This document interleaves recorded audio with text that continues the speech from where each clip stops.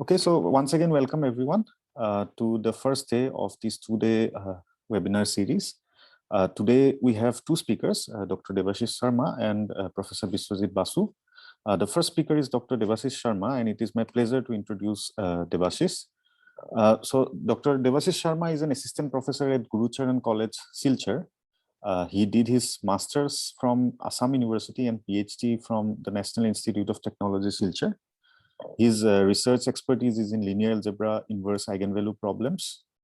And he is quite interested in mathematics Olympiad and mathematics education. And he has worked towards Olympiad training in several different places in Assam, as well as in other parts of India. He has also been associated with Ganit for a very long time. And I thank Debashish for agreeing to give the talk. The title of his talk today is Mathematics, the Most Used but the Least Acknowledged. Debashish, over to you. Yeah, thank you very much, Dr. Manjil, and thanks to the organizers from Patharkandi College for inviting me and rather giving me an opportunity to be a part of this webinar. And it is, am I audible? Yes. Yeah, okay. So it's really a pleasure for me to be a part of this webinar, and I see that lots of participants are there, and I would also like to thank Professor Sanjeev Sengupta sir, who is also my teacher, for his insights into the program. And I have prepared the presentation, keeping in mind the participants of this talk, or participants of this webinar, who are basically the higher secondary and degree students, as per the information given in the flyer. So I'll be basically avoiding some complicated mathematical part. So my lecture will be just like a popular talk to highlight the importance of mathematics.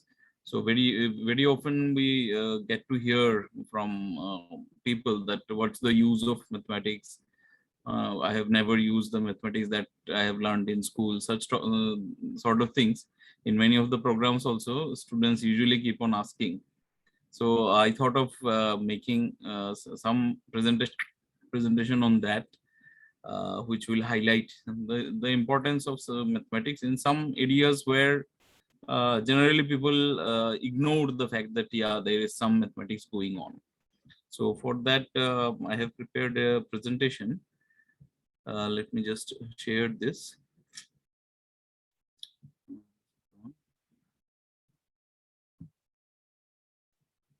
So are you being able to just make it full screen?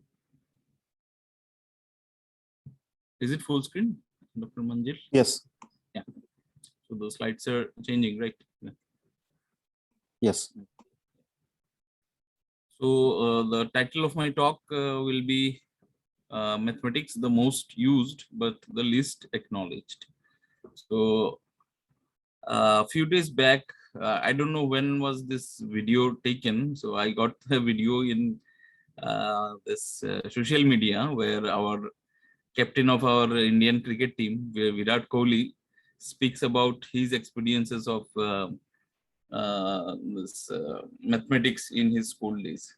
So he says that in one of the part of the video, he says that he has never used, or he has never found out that this cos theta sin theta has ever been used in his life. Okay. So this was also this is a screenshot taken from that particular YouTube video. Yeah. So Virat Kohli on maths. Okay, so I immediately I thought the first thing that came to my mind is the umpire decision review system. There is DRS or something that is called. So very often we see that DRS is being confidently used by players on the ground. So yeah, this one, umpire decision review system. So one important game changer in cricket match is nowadays the decision review system, and usually taken during LBW calls and all. Okay, I'm not a great cricket analyst and all, but DRS I have seen it is being used quite frequently, and Virat Kohli himself has used it so many times. Okay, so when he was saying that he did not use sin theta, cos theta anywhere in his life, so immediately this DRS came to my mind. And basically, what is this? One of the important components of this DRS is it plots the trajectory of a bowling delivery that has been interrupted by the batsman, often by the pad, and can predict whether it would have hit the stumps or not. Okay, so this diagram that we see here has got some similarity with this diagram from the NCERT textbooks of class 11, yeah, probably class 11, that we do in the chapter on projectile motion. Okay, so you can see a lot of things are there, that at what angle, if we throw the projectile, at what velocity should we throw that, so that it should cover that distance and all. Okay, so the path traveled by the projectile is actually called a trajectory. Okay, so this is something which the math students, all math students have gone through this particular thing, and this is one of the though not the only thing that is used in mapping the trajectory of the cricket ball, but it is one of the things is the study of motion of objects. Okay, of course there is a lot of computer programming, everything that is involved. Okay, so when he says that he has never used, so I thought of reminding the others who were watching the video with me that, yeah, in fact these things are being used somewhere or the other. Yeah, so this is another screenshot. I tried to find out whether Virat Kohli has used DRS or not. So he has used a number of times. And this is the company that is actually one of the companies probably who is working on this DRS, HawkeyeInnovations.com. So they are looking for science, technology, mathematics, or engineering students to be a part of their technical team.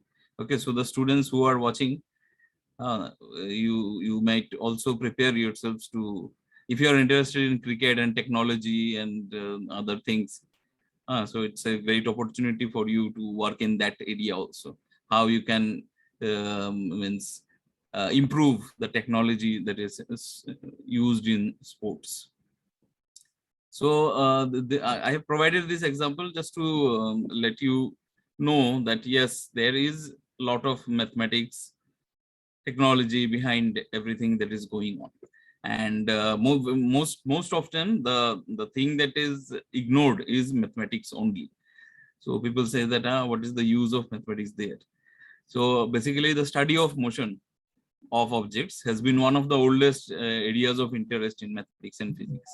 So mathematical and scientific theories which were established hundreds of years back are now getting better applied with that advancement in technology. Okay. So theoretically, it's very easy to say that, yeah, the path of a projectile will go like that. But in practice, there are lots of constraints actually. So which require this technological attention. So now with the advancement of technology, these difficulties have been overcome. So the theory that was developed or is being developed is finding more practical applications these days. Okay. So people will find it hard to digest that even the simple concept of factorization of numbers, okay, that all of us have learned in primary school. We have learned about factorization of numbers, and from our school days only. But you will be surprised to know, yes, this factorization of numbers is also a very useful thing in today's digital world. We will come to that. So before that, I'll just mention some other things which readily we can answer when somebody says that mathematics doesn't find its application anywhere. Okay, so two very important topics of mathematics will be mensuration and geometry. So which probably are the most used in real world. Just to give you an example, if you go to if you're working or if you're trying to fit tiles in your floor, so you require such type of calculation like how many tiles will be required to cover your floor. So when you go to the tile shop, the people will ask about the area of your floor, and then within a matter of seconds they will give you the approximate idea that yeah, you should buy this many tiles. Okay, so then basically what they are doing is they are solving a mensuration problem. What is that? Measure the area of the floor and then divide it by the area of each tile. So if you are covering the floor with say 2 feet by 2 feet tile, then immediately you can get an idea at how many tiles you should buy. You should not buy too many. You should not buy too less. Okay, so that is what and very simple application of mensuration. Right. So in fact, this entire process of construction, renovation, design, and decoration involved the blended work of engineering, art, design, together with basic mensuration and geometry. So that is an integral part of the construction process, the measurements, the geometry of constructions.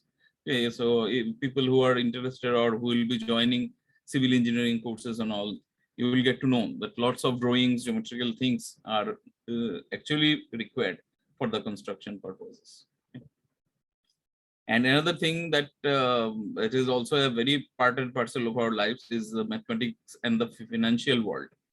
So in high school mathematics, all of us have applied, or all of us have used the chapters on this simple interest, compound interest, then profit and loss. Okay, these things are taught in all schools or all courses, all mathematics courses in various schools. Okay. So even though we may not have had any interest in studying simple interest in school, so usually in school many of the kids they do not have any interest in studying this chapter on simple interest. But when you grow up, we surely have a great interest in checking the interest that we receive on our savings and investments. Okay, so that actually becomes a part and parcel of our lives once we grow up and start earning the things. So of course, the world of finance and commerce itself is a very vast subject, and that's a different field of study itself. Okay, and it doesn't rely completely on mathematics. Okay, I'm not saying that mathematics is the only thing that is required in finance. Of course, a lot of other factors are there: economics, politics, political decision, policies, etc. is there. But mathematics is one of the integral parts of this finance.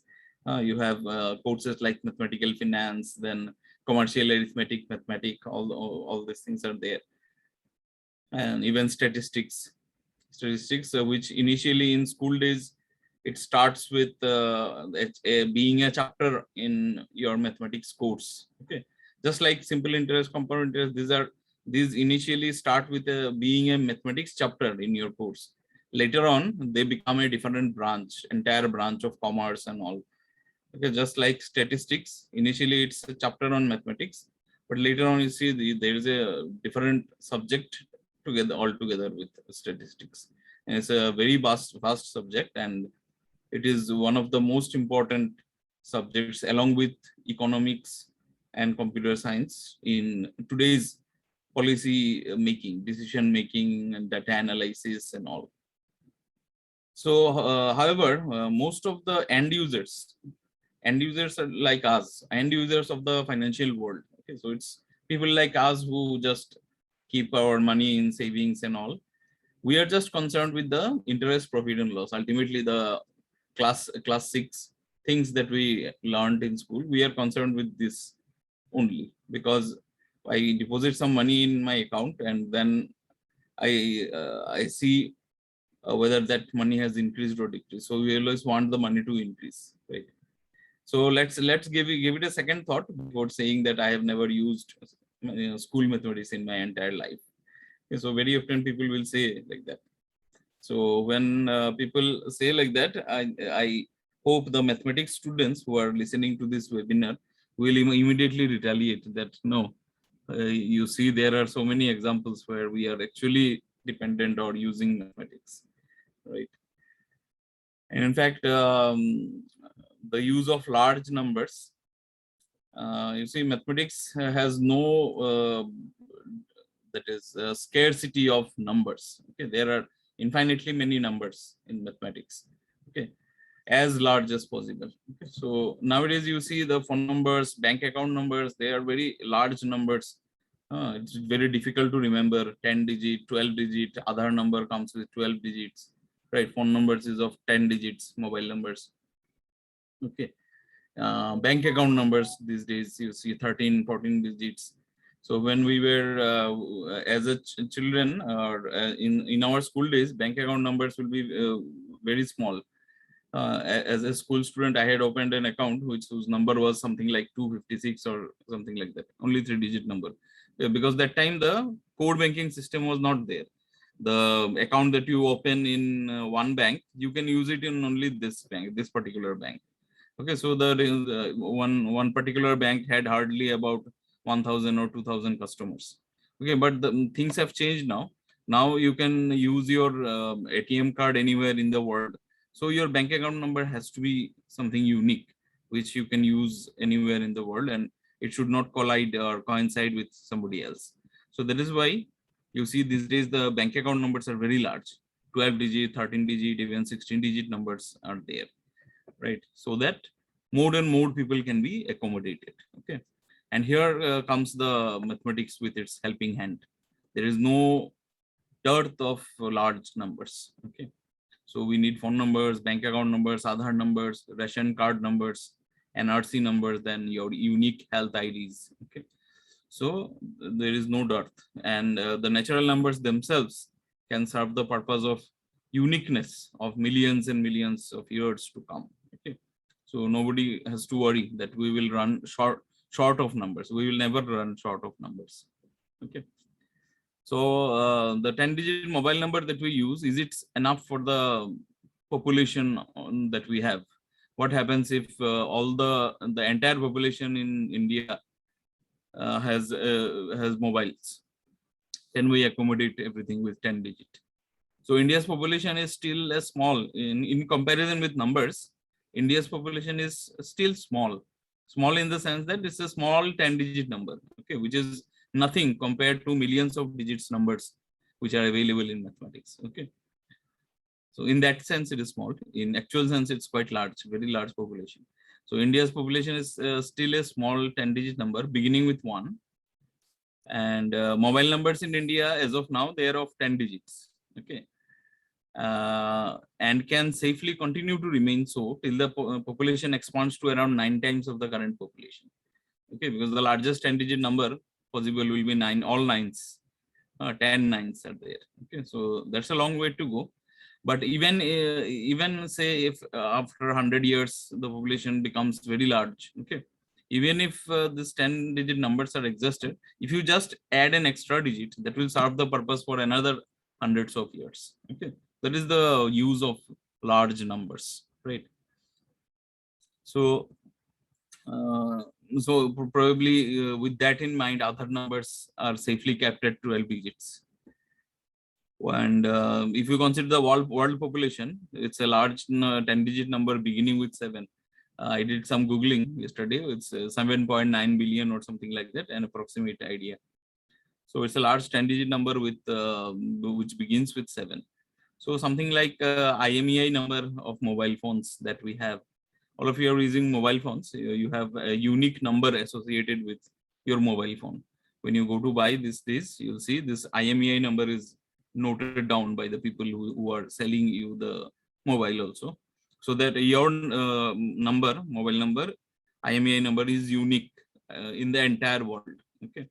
So something like IMEI number of mobile phones has to be unique worldwide, and mass production also has to be kept in mind. So it is not that the entire population is using one mobile the entire lifetime. Day after day, lots of mobiles are being manufactured. So that also has to be kept in mind, right? So 15 digits are taken as of now.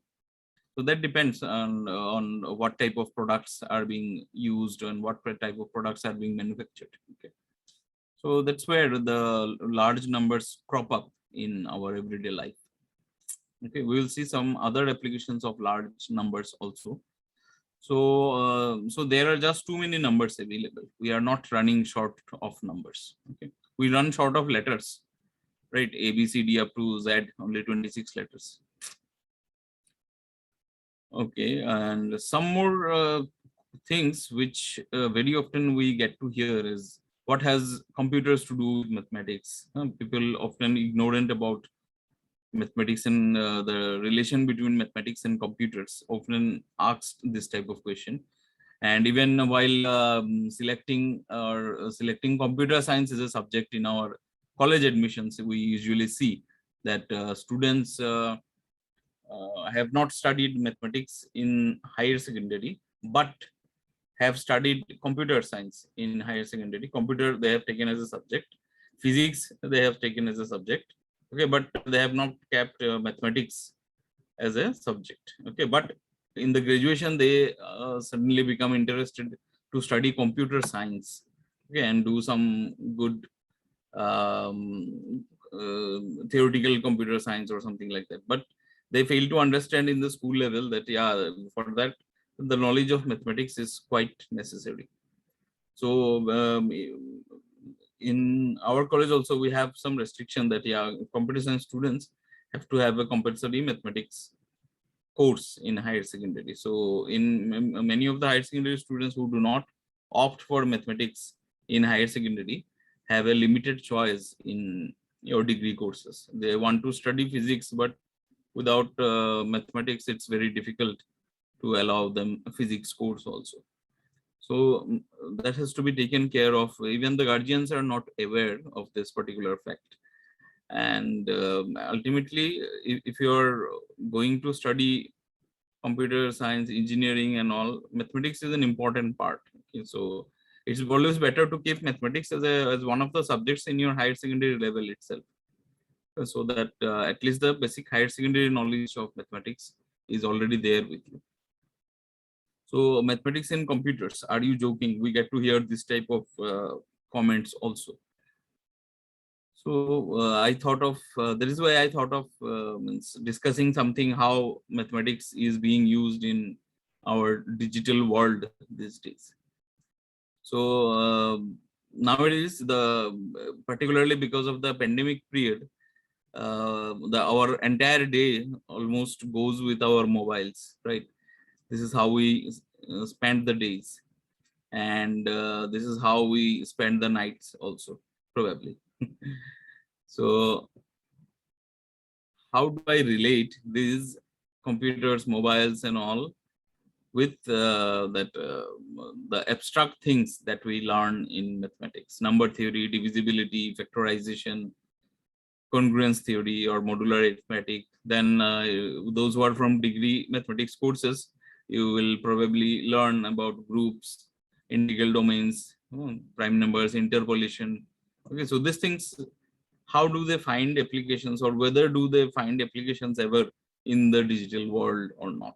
Okay, particularly students, they get stuck. Even honor students, even when we were honor students, so we were very much concerned about what's the use of this algebra, which looks very abstract. Suddenly, when you come from higher secondary to degree level mathematics, it's very difficult to digest the abstract algebra that is being started. Yeah, everything seems so abstract: group, rings, operations, functions, and all. Okay, so naturally, students find it very difficult to digest. Yeah, why we are studying these things. So I thought this particular, if I mention some particular interesting applications where actually algebra is being used, then I think the students will get some motivation that yeah, actually these things are being used somewhere. Okay. But originally, when mathematicians actually began with these things, they never had the idea that, because these things began hundreds of years back, right? The number theory, divisibility, and all. number theory, divisibility, there hundreds and hundreds of years back. So that time there were no computers and all. So the people who studied these things that time were they studied it just out of their mathematical interest, mathematical curiosity. So now we are seeing that in the digital world, these things are finding so much of applications. So that is the beauty of mathematics. You never know when it will be applied. A particular theory that you develop today may find some application 500 years later. Okay, so that happens. So that is why probably the use of mathematics or the importance of mathematics remains latent to many of us. Okay. So let me just begin with this factorization that I told you. If we start factorizing numbers, right? 998, can we factorize it? It's a simple school level problem, right? It's quite easy and you can always factorize it this way, right? 998 equal to 2 multiplied with 499. Okay. Now let us try a different problem that instead of 998, I just add 2 nines at the end. Okay, so and it becomes 99899. Of course, Googling may give you the answer, the ready-made answer. But if you want to solve it by manually, if you want to solve it manually, you will require some time. Okay, maybe a lot of time. Okay, this is actually an Olympiad problem, 99899. Factorize 99899 because why? You will see. Okay, it's quite difficult to factorize manually because the factors here are this. So usually in our school days, the process of factorization is by trial and error. You see whether it is divisible by 2 or not. If it is divisible, then you divide it by 2 and find out the quotient. That is the other factor. Then you consider the other factor and see whether it is divisible by 2 or 3 or not. Okay, that is the algorithm actually. So we start means reducing the large number to smaller factors. Okay, that is basically the process of factorizing, right? And here you see this. So what happens if the number is divisible by 2? It's quite easy. Means in the first step itself, you can reduce it to a very small number, half of the original number, right? Next, if the number is divisible by 3, 5, or 7, the easily available primes, say 3, 5, 7, 11, there are some divisibility tests also. If it is divisible by 5, then the last digit should be divisible by 5. This type of tests are also there. Okay, but the things become difficult when it is not being divisible by other numbers, the small numbers. Okay, so here you see this 99899. The first prime that it is divisible by is 283. So manually it's quite difficult to reach up to 283 and by trial and error and find the factors. Okay, the second prime that it is being divisible by is 353. Okay, so see, this is just how many digit number? 5-digit number, and it is quite difficult to do manually the factorization. Okay, in fact, the process of factorization that we talk about is one of the hardest problems in mathematics. It is very difficult to factorize a randomly given number. Okay, even computers, supercomputers will find it very difficult to factorize. Okay, so for computers, say around 1,000-digit numbers, also some computers may do it very easily. Okay, but you have this in today's digital world, there are numbers having millions and millions of digits. Okay, so it will be very difficult for computers to actually factorize those numbers. Okay, so in your mathematics theory or digital theoretical computer science and all, factorization is considered to be a very tough problem. Okay, so it's really difficult to factorize large numbers. Okay, so can we use this difficulty somewhere in our applications? Okay, Just like it's very difficult to break some material made of iron. Okay. So people thought of using iron as a weapon, right? It is very difficult to break iron. Okay. So iron or steel. Okay. So these things, the difficulty that is involved, it is being used. Okay, somewhere. So steel is being used to design heavy this machinery, this gate, grill. Okay, so something that we want secure. Okay, so something that we want as a secure thing has to be quite strong. Okay, so if you design a gate of your house using plastic material, so it's nothing but a fancy thing. Okay, it is not going to protect you, right? So you should design your gate with your iron grill or steel gates. Okay, something that is quite strong enough to fight against possible attacks. Okay, so the same thing applies here also.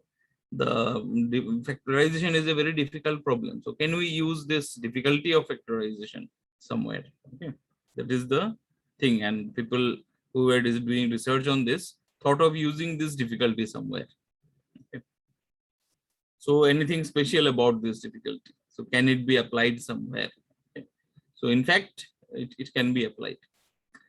So in your, if you see the browsers of your phone or computer, very often you will see many of the websites, they have this green symbol, okay, in the address bar, HTTPS, okay, usually banking websites and all, or any Google websites, you'll see something like a green symbol is there. Okay, so this is the symbol saying that, yeah, you are entering a secured website.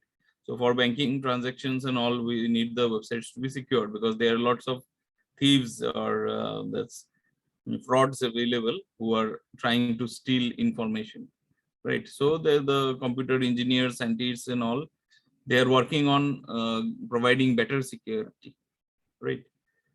So one of the measures of providing security in the digital world is the process of encryption. Okay. So I'll discuss something about this encryption here, so that you get some idea. Of course, I'm not an expert in encryption, decryption, or number theory, but whatever the material that I have taken, it's from a graduation textbook only. The degree students will have this particular book as a textbook, that is degree honors students with mathematics, Contemporary Abstract Algebra by Joseph Gallian. Okay, so that's a recommended textbook. So the material that I've taken is basically from that particular book only, Contemporary Abstract Algebra by Joseph Gallian. Okay. So there you will find some applications of this algebra, number theory, okay, and then modular arithmetic, how these are being applied. Okay. So let me just discuss something with some examples. I'm not going into the mathematical complications, and I cannot go also because I'm not an expert in this field. Okay, so just I'll give you some idea what is happening actually, right? So encoding, decoding, encryption and decryption. Okay, so in olden days also, people used to send some messages. Okay, say one king is sending a secret message to another king. Okay, and he doesn't want the messenger to read that particular message. Okay, so in our fiction drama and all, usually these things were shown, that a messenger was sent with some letter, and whatever was written in the letter, that messenger could not read, that somebody else could read it when it is sent to the other king. Okay, so that process is actually basically the process is encryption. Okay, so they used some code words. Okay, even in these military operations and all, lots of code words is used. Okay, so in the digital world also, this coding is a very important process.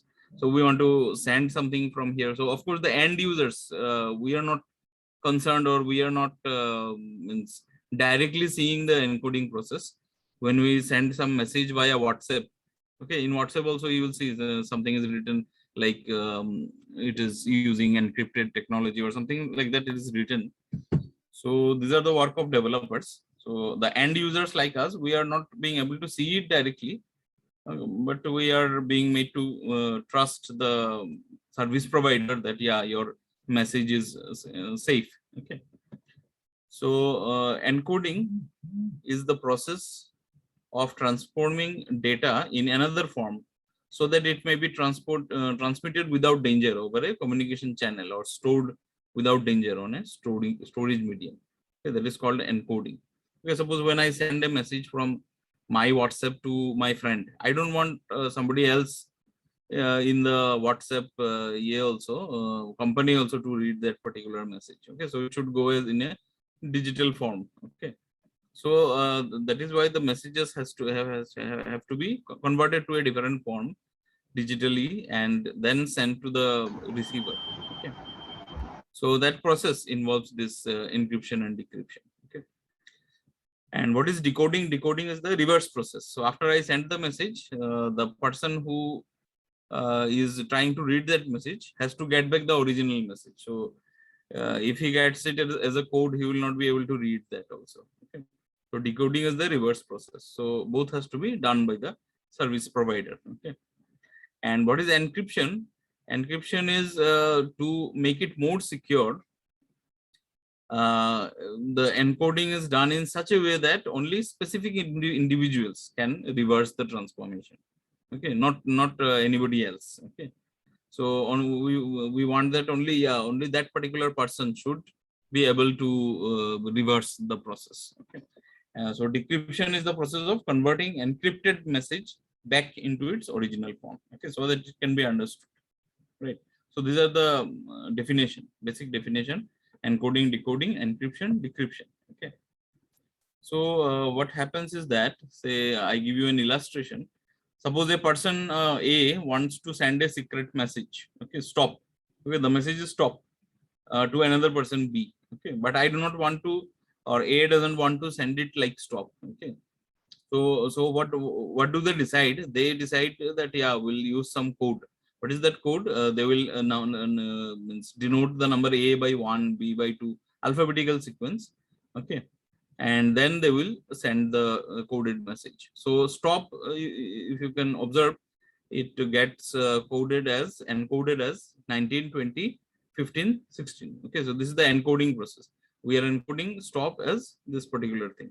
So this is an example. There are other several ways of encoding. Okay, so this is just an example, right? And this is an unsafe example most probably. Okay, so in reality, safe examples are being used. Safe processes are being used. Okay, so suppose that the encryption. So this is the encoding that we have done. Now I want to bring further security in this particular encoded thing. So what I do, I encrypt the same thing. I do not want to send it like 19, 20, 15, 16, because there is a fear that yeah, somebody will again convert 19 to the letter.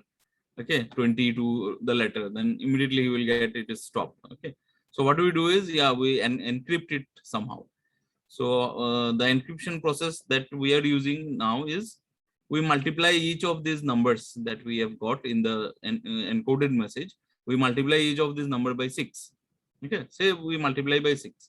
So the number 6 that we are using is called the key to the algorithm. Okay, so the secured code is 114, 120, 90, 16. Okay, so now if somebody wants to say steal the information, what he has to do, 114 he cannot convert it to any number. Okay, because sorry, 114 he cannot convert it to any alphabet, because there are only 26 alphabets, right? So that process will fail. So this is where we are involving some difficulty, right? 114 cannot be directly converted to S. Okay, 120 cannot be directly converted to T. Okay, so this is the basically the work of encryption. Okay, so if somebody wants to convert, so he will try to factorize this particular thing 114. So factorization may give him 2 multiplied with say 57. Okay, so and then also means there will be some confusion which one he has to take. Okay, So this creates a difficulty in decoding. Okay. So the A sends the messages 114, 120, 1996 instead of stop. So the key 6 is known to B. Okay. So he will just let B know about the key. Yeah, the key is 6. So you decrypt it that way. So for decryption, what B will do is B will just divide, because he knows, yeah, I just have to divide by 6. Okay. So B will divide that particular code by 6 to get back the original message. Okay. So if somebody doesn't know by which number he has to divide, then it will be quite difficult. He has to go for trial and error. Okay. Maybe he can you get it after a few trials. Okay. So that is what hackers do, right? They try it with several things. I don't know exactly what they do, but they try it that way. And if they succeed, then your data is gone. Okay. So there comes the example for encryption and decryption. Okay. So if the key 6 is known, then somebody can divide it by 6 and then get back the original message. Okay. So this was a small unsafe way of encryption. In practice, larger numbers and better algorithms are used for encryption and decryption. Right. This process in 1977, 3 mathematicians, Ronald Rivest, Adi Shamir, and Leonardo Edelman from MIT, Massachusetts Institute of Technology, made a good use of this difficulty in factorization to develop something called public key encryption scheme, okay, which is also known as RSA encryption. So RSA is their the surname, okay, the first letters of their surname is used to write RSA encryption scheme. So what does it do? It permits. So this is one of the ways of encrypting. So it permits. Sorry to interrupt. Yeah, So just a reminder that you have 10 more minutes. Yeah. Okay, I'll try to wind up. So just so it permits each person who is to receive a secret message to publicly announce how to scramble the message. Okay. So the process of RSA encryption is known to everyone. Yeah, you do these things, then you will get with the original message. Okay, everybody knows that you do it that way. But you see the interesting thing, it is used in a in the technological world to do the encryption. Okay, even though the process to decrypt is known publicly. Okay. So it is based on the fact that there exist efficient methods of finding very large prime numbers and for multiplying them, but no efficient algorithm exists for factoring large numbers. Okay, the reverse process is quite difficult. Okay, multiplying the two numbers, it's easy. Okay, but getting back the factors from a large number, or exactly which factors were used, it's a difficult thing. Okay, it's a difficult for the computers as well. So the strength of RSA encryption lies in the fact that it requires the task of factoring large numbers into a product of two primes for decryption. Okay. So basically, this is the difficulty that happens. Okay. So the technique basically just quickly let us go through. So the persons A and B agree on a method to encode a message. So A will announce a public key and B will use this key to send a secret message to A. Okay, and there will also be another private key. Okay.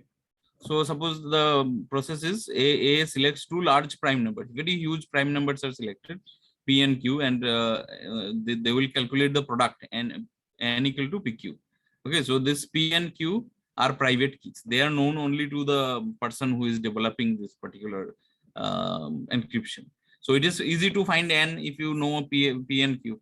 But if somebody gives you N, then it is basically impossible to find out P and Q. Okay, because N is such a large number and it's the product of such large prime numbers. Okay, so the number N is called a public key, and A announces the public key to the B as well as to the rest of the world. Okay, then A chooses a number E such that 1 less than E less than LCM of P minus 1 and Q minus 1, and E is relatively prime to LCM of this. So this number E is called public exponent. Okay. So if B wants to send a message to A using public key and public exponent, then he will encode it. Okay. So to encrypt the message, B computes M to the power E. Okay. So suppose the message is encoded as M, And to encrypt it, it will be computed as m to the power e modulo n. So B sends the message to A as an encrypted message instead of the original message. Okay, and to decrypt this message, A computes a number D such that ED leaves remainder 1 when divided by the LCM. So in mathematical form, we call it ED congruent to 1 modulo LCM of P minus 1, Q minus 1. And this can be done using the process of solving linear congruences in number theory. Okay, and the number D is also private key. Finally, to find the original message, A will calculate s to the power D modulo n. Okay, so this D is kept as secret. If this is known, then the original message will be known. Okay, right. So a simple illustration is you select two prime numbers P 5 and 11, which are private keys. Then the public key is 55. And another number E is chosen, which is the public exponent. So it is 20. Suppose E equal to 7. And suppose B wants to send the number 16 as the message. So 16 will be encrypted as 36. Sorry. Yeah. S equal to 36. So B sends the encrypted message as 36. So 16 to the power 7 when divided by 5 leaves remainder 36. Okay, like that. So to decrypt it, the A computes D such that DD is congruent to 1 modulo 20. Okay, and that can be done, and D comes out to be 3. 3 is one such number. So to get back the original number, A computes S to the power D modulo 55. That is 36 to the power 3 modulo 55, which is 16, and 16 is the original message. Okay, basically this is the process of finding out the original message. But in reality, these numbers P, Q, they are probably hundreds and thousands digits prime numbers. Okay, which are very difficult to find. Okay, so lots of algebra is working behind it. You can have a look at this contemporary abstract algebra by Joseph Gallian for the exact algebraic process. Okay, so I had something about this QR codes also, but probably time will not allow. But still, you can go through it. You see, these QR codes are available these days in most of the shops. If ATM accepted here, Google Pay accepted here. Okay, so there is a nice algorithm regarding this QR codes also, error detection in QR codes. There is called Reed-Solomon algorithm. So you can also have a look at the algebra or the mathematics behind this Reed-Solomon codes, how the encryption is done, how error is being detected. Okay, suppose the actual code is this 2235153. Received code is means there is some error in the transmission. The received code is different. Then how with Reed-Solomon code the actual code is being recovered. Okay, so there also lots of algebra is being used. I am not being able to cover these things here. So for your motivation, you can have a look at this Reed-Solomon codes, and you can read more about this RSA and all. So lots of algebra is being used in the digital world. That's the gist. Debashish, you still have 5 minutes, so if you want, you can. So in 5 minutes it will be difficult. Yeah, maybe I can just say about this one that see. Okay. So suppose means if somebody wants to send a message, say 2, 3, 4. Suppose this is a sort of coding 2, 3, and 4. So in the Reed-Solomon process, the message polynomial means some polynomials are being used here. Okay, so the message polynomial will be taken as 2x, 2 plus 3x plus 4x squared. Okay, then we code it. Okay, how the coding is done? Coding is done by computing the value of the polynomial at this 0, 1, 2 at the values of of elements taken from a finite field. Okay, so this there is something called finite field which you will come to know in your degree classes algebra. Okay, so for these elements are taken from a finite field, say Z7, and everything is modulo 7. Whatever you calculate, say P of 1 is 2 plus 3 into 1 plus 4 into 1 square, okay, equal to 9. So 9 when divided by 7, it gives you the remainder 2. Okay, so P of 1 is 2. So that way coding is done. So 2, 3, 4 is coded as 2, 2, 3, 5, 153. Okay, maybe I'll share the presentation with the coordinator so that if the participants are interested, they can have a look at this exact process. And of course, you can Google it and find so many materials there. So that way the coding is done. But when it is sent by some channel, there is a possibility that there's maybe some errors. So such errors are reflected in the numbers that are being sent. So actual code is this 2235153, but the received code may be something like 2265353. So where is the error? Error is in the, if you see the third position, that is for I equal to 2, and also there is an error in the fifth position. This was 1. Now in the transmitted vector, the error is this particular element is 3. Okay, so there are 2 errors involved. So how Reed-Solomon code can be used to recover the original actual code from a error, from a code that involves error. Okay, so with Reed-Solomon code, if there are m message symbol and n equal to m plus twice e code symbols, then we can correct at most e errors. Okay, so if there are say 5, this one, yeah, say if there are if m equal to 2, or m was what, m was 3 message symbols. Okay, and say n equal to say 7, so two errors can be corrected. Okay, errors in 2 position can be corrected. 7 equal to 3 plus 2 into 2, right? So a Reed-Solomon code with m message symbol and n code symbols, okay, can correct at most 2 errors. So if we increase the number of code symbols, okay, then some more errors can be corrected. Okay, so that is basically the idea about this Reed-Solomon codes, right? So here there are several things which probably it will require more time. No need to cover it within this. Yeah.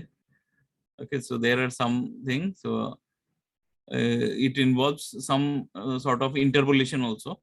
So using the interpolation techniques and all, ultimately the original message can be detected. Okay, original message has been detected as 234, even though there were 2 errors in the received code. Okay, so in practically you can see this if you just make some scratches in the QR code and try to scan. Okay, then also you will see that it is scanning properly. Okay, but if you distort it too much, you will see that no, it is showing some error in reading the QR code. Okay, but even if there are a few holes in the QR code, it is being able to read it nicely. Okay, so when the error limit exists, exceeds, it cannot read the code. Okay, so this is one such way. So of course there are other errors also. So practically you can see it by using the QR code scanner in your mobiles. Okay. So for your our students also have used this as a exhibition in mathematics. If there are mathematics exhibitions and all, you can use these topics also there and discuss, so that you get to learn more about the things. Okay. So yeah, so I think Manjil, I can stop here. Thank you so much for the very nice talk. So there are a few questions, but before asking, let me again remind the participants that if you have any questions, then please use the chat box or use the raise hand option in Zoom, and then I can unmute you and let you ask the question directly. It is not necessary that you ask the question only in English. You can also ask it in Bengali, Assamese, and Hindi. So, I mean, I can translate Assamese, and I think the speakers, they already know Bengali, every speaker. So, so please don't hesitate to ask questions. So you can use your own language to also ask. So I have got 2 questions already. So maybe I'll ask them and wait for others to ask. The first question that I got was, are the codes in the back of books? So I think the ISBN codes and the barcodes in products also use mathematics, and if so, what? So that answer is also lies in this contemporary abstract algebra by Gallian. Very detailed explanation is given, in fact, in that particular book. about ISBN number, ISSN number, and all the barcodes. Okay, how check digits are being used. In fact, means just right after the modular arithmetic things, modulo operations and all, just right after that portion in the introductory chapter itself, something is mentioned about this universal serial code, universal product code. Okay, so all those they use actually check digit. Okay, something called check digit. So maybe one example is like some suppose the roll numbers of student 1 to 100. If I want to introduce a check digit, so say I introduce a check digit that the roll number will be 4 digit instead of 3 digit. The check digit is the roll number divided by 5 modulo 5. Okay, so the roll number 006 will be converted to 0061. 6 when divided by 5, the remainder is 1. So I can use 1 as the check digit. In that case, the roll number 0061 will be a unique number. There cannot be any roll number like 0062 in that case. So check digit helps us in that particular thing. Yeah, there cannot means if by mistake some student writes his roll number as 0062, immediately you can say no, this cannot be a correct roll number, because if your roll number ends at 6, then the check digit has to be 1. Okay, right. So you can read yeah, Contemporary Abstract Algebra by William. It's very good book for this degree level mathematics. I have shared the name of the book in the chat. If somebody wants to copy and keep it, you can use the message in the chat. Yeah. So there is another question, but it's not completely related to what you were saying. But still, I'll ask. So someone is asking that, can you say something about Riemann hypothesis? Solving this, will it really help to decode prime numbers, as I have heard about it from the news recently? Basically, I don't have much idea, so I should not comment. But what is saying once solving this will it really help in decoding? I think because it is related to primes. So I think the question is, will it help in faster factorization? Faster factorization. Maybe I'm not an. I cannot answer this question. I have no much idea about the Riemann hypothesis, and also I cannot relate as of now.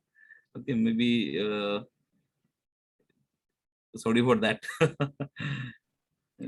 One more question I have got is, so will the methods that we have shown, RSA and Reed-Solomon, will they work if instead of normal computers one uses quantum computers?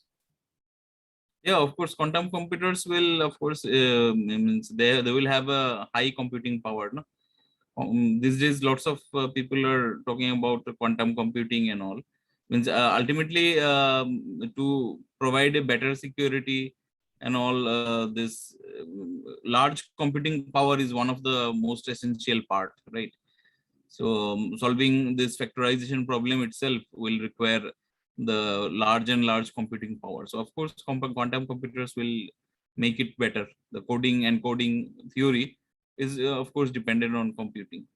The better computing power, the better will be your applications, or better security can be provided. Okay, in fact, these security providers are actually working on those things, right?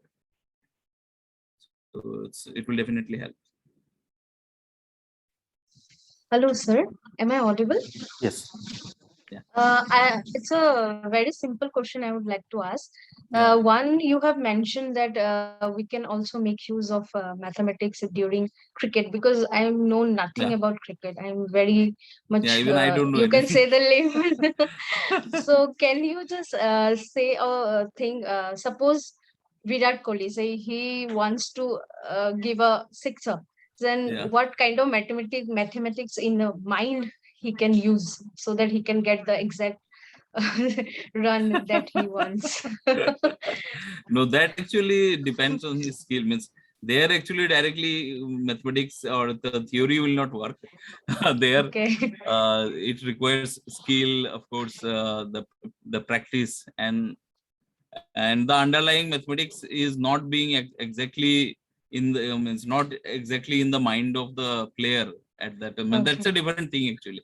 Means when we talk about DRS, that's again a different thing, because the DRS is totally dependent on the technology or how that particular ball is traveling. Okay, so when Virat Kohli actually plays, he will never be concerned about the path that the ball is following. Okay, so he will just try to heat it in. Means that will require a different means cricketing knowledge, of course. Okay, and the dynamics that the ball follows will be the dynamics followed by any objects in the universe. They will follow the laws of motion. Okay, so it means it's not, if even if Virat Kohli wants it to be a six, if it is not hit in a proper way, it will never be a six. Right. Yeah. So the ball the ball will follow the physical laws. Okay. Yeah. So another silly question I'm going to ask you. Yeah, So you have mentioned one factorize, right? 998,899. Yes. So what is the minimal way we can calculate that? Minimum. Oh, in suppose we want to calculate it in very few seconds. So how we can do that? Okay, means manually or what? Manually, yeah, manually or the technique. Means in actually this is an Olympiad problem. So various students do it in a different means ways. So there are some students who will just go by trial and error, because Olympiad is a 3 hours exam and lots of questions are quite hard. Most of the questions are quite hard. So they will get sufficient time to go up to 289 and try all the factors. Okay. In fact, many students have actually solved it that way, and full marks are being provided, because that's a very standard process of finding out the factors. Go by trial and error and find it out. Okay. And another standard process here that we use for this particular problem is we convert it to algebra problem. We write it as 9 into 10 to the power 4 plus 9 into 10 cube. Okay, plus 8 into 10 square plus 9 into 10 plus 9. And then you replace this 10 by x. So it's an algebraic thing like a 9x to the power 4 plus 9x cube plus 8x square. It becomes an algebraic expression. And then you factorize it using this factorization of algebraic expressions. Okay, then it becomes quite simple. Okay, and in the final step, again, we replace x by 10. Okay, that gives the answer. Okay, so that gives the answer. We don't have to go for the trial and error. That gives the answer probably within one page itself. Okay, so then that is one of the techniques that we use. Okay, but this particular technique may not work for other numbers. In this particular number, in fact, algebraic factorization, that is also a very tough problem in mathematics. It is very difficult to factorize polynomials also. Okay, so it depends on the problem, right? Sir, you have also mentioned related to encryption of messages. So is it possible we can like in WhatsApp, it's nowadays we can do the end-to-end encryption thing. So can we exactly read the message via that technique you have mentioned? No, we cannot do anything for that. No? Okay. We are just reading. We are the end users. Okay. So suppose I am or you are involved in the technical team of WhatsApp, who is actually taking care of this encryption decryption, or the research and development team of WhatsApp. Okay, means you are asking, means can we develop a more secure? Of course, this research and development team, they are doing that. Every time we are being asked that update WhatsApp. Or any other app update. So what are those updates? Updates are actually the research and development team. They are working on improving the apps. Okay, they are bringing more security and all, and then they are asking the end users, you update this from the next version. The other features will not work, and the new features will work. So that is being done by research and development team also. Okay, but as end users, for us it will be quite difficult, because we do not have that expertise to interfere with the technical thing that WhatsApp is doing. Of course, if we develop some app of our own, which the computer science students have a lot of scope to do.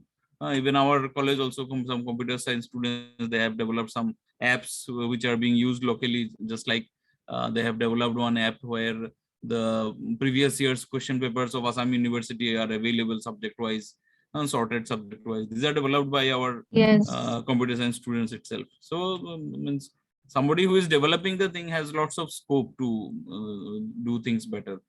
You see lots of these services, home delivery services and all. So these local developers, they are designing some app and then they are providing the service. So if it's means it depends on how the app is developed. If it is user friendly, people will obviously use those. Okay. So, but for exactly WhatsApp means it's difficult to modify. So WhatsApp is much more secured and you think, and of course there are some something called open source softwares, which allows any user anywhere in the world to make some changes. Of course, you will need the expertise to program those things. So there are open source operating systems also, like Linux is one of them. Ubuntu. I'm also using Ubuntu, but I'm not into that. I've not gone into that level that I will bring improvements in Linux itself. Okay, so of course those who are interested and people are doing it also. Everybody is free to bring their own codes in that open source softwares and all. So lots of scopes are there for the students also. Nowadays, open source softwares they are becoming a very hit. Means people do not need to buy those. In fact, they can design it on their own, the way they want. As per their needs, they can design it on their own. So WhatsApp is not an open source software. Similarly, Facebook is not an open source thing. Okay. So if it is an open source, then we can design it as per our own requirements and all. Okay. Thank you, sir. Yeah. Thank you so much. There are several questions in the chat, but due to time constraints, I will only take one more. Yeah. This is related to mathematics education because you are interested in mathematics education as well. So it is a two-part question. So the first part is that how to make mathematics more interesting for students, and the second part is how to deal with honors students who do not have the base of higher secondary mathematics. So it's very difficult. No, usually honors students, they are admitted only when they have mathematics in higher secondary. No, I mean like their means they are weak and all. Yeah. So it's very difficult. Even we face such situation where honors students have no idea of this calculus and all, and very basic set theory and all. Okay, of course it's quite difficult. But in the very first introductory lecture or the first lecture of the honors course that usually I follow, I start from the very basic, say from the very nursery class mathematics that that people are expected to know. Okay, so I start directly from this numbers, divisibility, then whether they are comfortable with the division process, whether they are comfortable with the plotting simple equations like straight lines, parabola and all. In every course, I devote the first 2 or 3 classes to those very basic mathematics, which the students are expected to know. And as per my experience, out of a class of say 50 students, around five or six will be able to answer the questions properly in in my area. So of course it depends. In some better institutes and all, it will be much more. But even then, I devote the first few classes to those very basic mathematics, plotting of curves, then higher secondary level, this concepts about set theory, sets in union intersection, because these are very much important for our honors course. So that itself gives motivation, and the students also get to know that I have to learn this particular things. So teachers also can take this instead of starting directly from the syllabus that is mentioned for honors course. We can devote the first few classes to very basic higher secondary and even school level mathematics, which are very important. Okay, particularly set theory, geometry, and your number theory. These three are number theory and algebra. These three have to be taken. So we should take the students into confidence that at least they know this basic thing. When I say something like polynomial, students should understand that it is a polynomial. They should not be confused on what is a polynomial. Okay, when we teach, it appears from the students' facial expression itself that whether he has understood that particular term or not. So there the teacher's attention is quite important. We should give attention to each student, and if we see that any student is not being able to understand very basic say equation of a line, it will appear from his face itself, yeah, he is very confused with equation of a line. Immediately we can take care of that and let the whole class again revise the same thing within a one minute or so, that yeah, what is actually happening. Okay. So that will probably make them more comfortable. And regarding the applications, yeah, what we have, I have mentioned a few, and there are several others also. So it's always better to start the class mentioning some applications of that the thing that we are going to discuss. So of course that will require some homework on the part of the teacher. The teacher should prepare themselves accordingly, that yeah, whatever I am teaching, whether it is it will be easy for the students if we can get some idea about where it is being actually used, right? Thank you so much for answering so many questions. Unfortunately, for the rest of the questions, we cannot take them now because of time constraints. But Debashish has a very nice YouTube channel where he posts videos of lectures that he gives with a lot of nice. Yeah, sorry for the background noise. So somebody is in the door. So he has. So he has a very nice YouTube channel, and I encourage the students to take a look at the channel and to look at the videos that Debashish posts. And also he writes very nice Facebook posts and blog posts as well. So I would encourage everyone to take a look at it. Thank you so much, Debashish, for the very nice talk and for answering so many questions for us. Thank you so much. Yeah, thank you, Dr. Monzil, and thank you all the organizers for making me a part of this webinar. So I hope the students have enjoyed some of the things that I have mentioned. Thank you.